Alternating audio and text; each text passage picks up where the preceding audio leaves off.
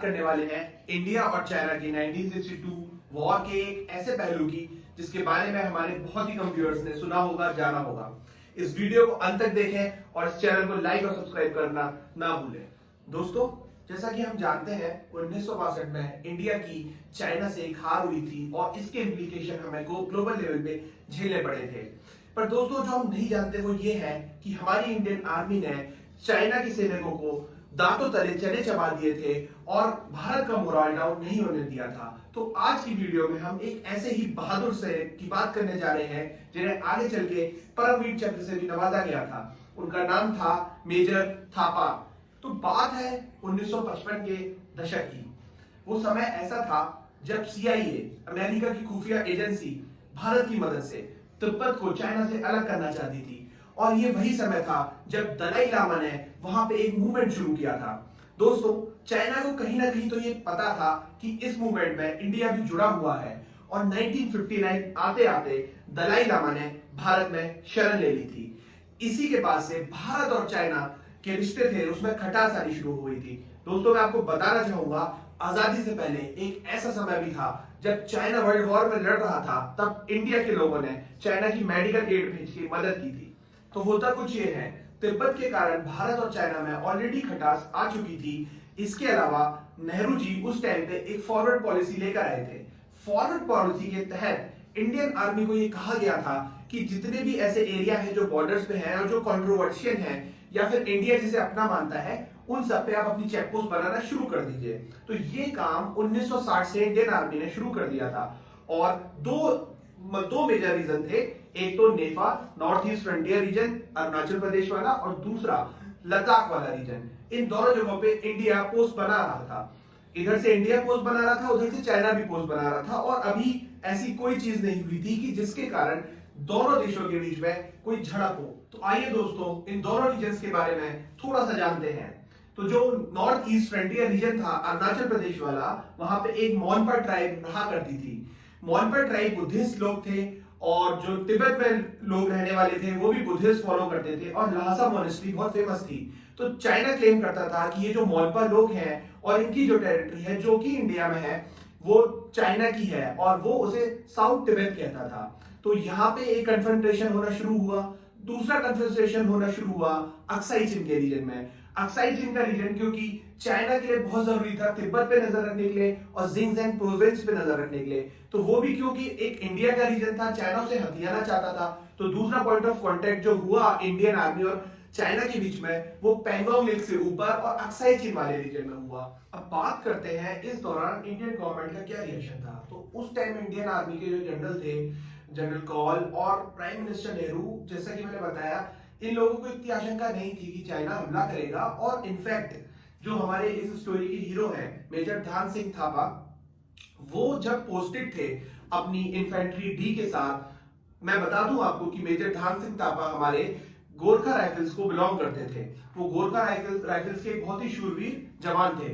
तो जब वो पोस्टेड थे लद्दाख के रीजन में, तब यहां तक कि उनकी जब वाइफ प्रेग्नेंट थी और उन्होंने जब आर्मी के अपने सीनियर्स को लेटर लिखा छुट्टी के लिए, तो उनकी छुट्टी तक अप्रूव हो गई थी। तो इंडियन गवर्नमेंट को कोई आशंका नहीं थी कि चाइना की तरफ से कोई भी कन्फ्रंटेशन हो सकता है। लेकिन मेजर थापा ने छुट्टी पे जाने से पहले मेजर थापा ने सोचा कि मैं अपने चेक पोस्ट, जिसका नाम था श्रीजाप चेक पोस्ट, उसकी एक बार पेट्रोलिंग कर लेता हूं और देख लेता हूं कि कहीं वहां चाइना की आर्मी इन्फिल्ट्रेशन करने की कोशिश तो नहीं कर रही। जब वो ये देखते हैं तो वो पाते हैं कि चाइना की आर्मी काफी अंदर आ गई है और इंडिया की जगह पे अपने चेक पोस्ट बना रही है। यह देख के मेजर थापा और उनके साथ उनके 28 सैनिक, और जो कि बहुत ही बहादुरी से लड़े वहां पे चाइना के साथ, और सामने से कहा जाता है कि चाइना की तरफ से 600 सैनिक थे। दोस्तों, तो यहाँ पे मेजर थापा जो लीड कर रहे थे इंडियन आर्मी को, जिनके साथ 28 लोग थे और सामने से चाइना की आर्मी थी 600 लोगों की, जब इनके बीच कन्फ्रंटेशन हुआ तो इंडियन आर्मी ने पूरे जोरों शोरों से उस लड़ाई को लड़ा और गोरखा राइफल्स, जो कि अपनी बहादुरी के लिए जाने जाते हैं, उन्होंने उस चेक पोस्ट की हिफाजत करके चाइना के हाथों नहीं आने दिया। फाइनली होता ऐसा है कि जब ज्यादातर जवान शहीद हो जाते हैं और मेजर थापा के साथ सिर्फ 6 जवान बाकी रह जाते हैं, उस टाइम चाइना आता है और अगवा कर लेता है मेजर थापा को। अब जब इंडियन आर्मी इसका इन्वेस्टिगेशन करती है आगे, तो पता ये लगता है कि सारे लोग शहीद हो गए हैं, लेकिन मेजर थापा की बॉडी वगैरह नहीं मिलती। लेकिन इसके बावजूद भी इंडिया की जो गवर्नमेंट थी, जो कि नेहरू जी लीड कर रहे थे उस टाइम, उन्होंने किसी तरह की कोशिश नहीं की कि इसका फर्दर इन्वेस्टिगेशन हो या फिर चाइना से बोला जाए कि हमारे जो प्रिजनर ऑफ वॉर है छोड़ा जाए। उन्होंने उनको एक तरीके से शहीद घोषित कर दिया। और शहीद घोषित करने के अलावा यही वो समय था जब उन्हें परमवीर चक्र से भी नवाजा गया। ये परमवीर चक्र जो मेजर थापा थे उनको मरणोपरांत मिला।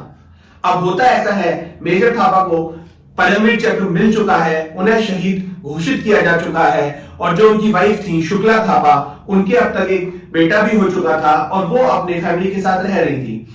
कुछ समय बाद दोस्तों एक बहुत ही ऐसी मैं आपको दिलचस्प बात बताने वाला हूं जिसको सुन के आपके रोंगटे भी खड़े हो सकते हैं। एक खत आता है इंडियन आर्मी के रेजिमेंट के पास जो कि लद्दाख में पोस्टेड था। इस दौरान वॉर खत्म समाप्त हो चुका है, सारी चीजें हो चुकी हैं। ये वॉर की कुछ 1965-1968 की बात है। उस दौरान में जब वो खत आता है और उस खत को कहा जाता है कि मेजर थापा ने भेजा था। भेजा किसके थ्रू था? तो आपने नाम सुना होगा, शेफर्ड होते हैं जो कि भेड़ बकरियां चराते हैं या फिर हिली एरियाज में। तो कुछ ऐसे शेफर्ड्स थे जो इंडियन बॉर्डर के इधर भी आते थे और चाइना बॉर्डर पे भी जाते थे। तो उन शेफर्ड के थ्रू मेजर थापा ने चुपके से ये खत भिजवाया था और उस खत में उन्होंने ये बताया था कि वो अभी जिंदा है और चाइना के पास as a prisoner of war है। और दोस्तों जब ये खत आता है, उसके बाद जब इंडियन गवर्नमेंट पे इंडियन आर्मी की तरफ से प्रेशर होता है, तब इंडियन गवर्नमेंट जाके चाइना से इस बारे में बात करती है। और जी हाँ दोस्तों, इस स्टोरी के हीरो मेजर थापा को भारत वापस लाया जाता है। और दोस्तों मेजर थापा के जज्बे को जितना सलाम किया जाए उतना कम है। उन्हें इतना टॉर्चर किया गया, उनके साथ न जाने वहां पे क्या क्या प्रिजनर ऑफ वॉर के साथ कितने गलत तरीके के क्राइम किए गए होंगे, लेकिन उसके बाद भी उन्होंने हिम्मत नहीं हारी। इसके बाद मेजर थापा ने हर साल रिपब्लिक डे की परेड को अटेंड किया और आप आश्चर्यचकित रह जाएंगे, 2005 में जब वो स्वर्ग से सिधारे थे, उससे पहले उनकी हालत इतनी खराब हो गई थी, उनको डायलिसिस पे रखा जाने लगा था। इसके बावजूद उन्होंने रिपब्लिक डे की परेड को अटेंड किया। और जब उनसे डॉक्टर ने, उनके परिवारजनों ने कहा कि आप ऐसा ना करिए, तो उन्होंने कहा कि ये मैं सिर्फ अपने लिए नहीं कर रहा हूं, बल्कि उन 28 लोगों के लिए कर रहा हूं जो मेरे साथ उस साल उस पोस्ट पे खड़े हुए थे, और उन सबकी आत्मा को ये सब करने से कहीं ना कहीं शांति मिलेगी। दोस्तों सोचने वाली बात है, हमारे देश के जवान, हमारे देश के रॉ के एजेंट, हमारे देश के सभी लोग जो जिनकी वजह से आज हम सुरक्षित हैं, आप और मैं अपनी तरह की लाइफस्टाइल जी सकते हैं, उन्हें कितना कुछ झेलना पड़ता है और कई बार सरकार तक से उन्हें सपोर्ट नहीं मिलता। दोस्तों मैं चाहता हूं ये वीडियो आप ज्यादा से ज्यादा दोस्तों के साथ अपने शेयर करें, सब्सक्राइब करें, और जहां भी आपको आर्मी वाले दिखें या ऐसे लोग दिखें जो देश के लिए समर्पण कर रहे हैं, उनको जय हिंद जरूर कहें। जय हिंद।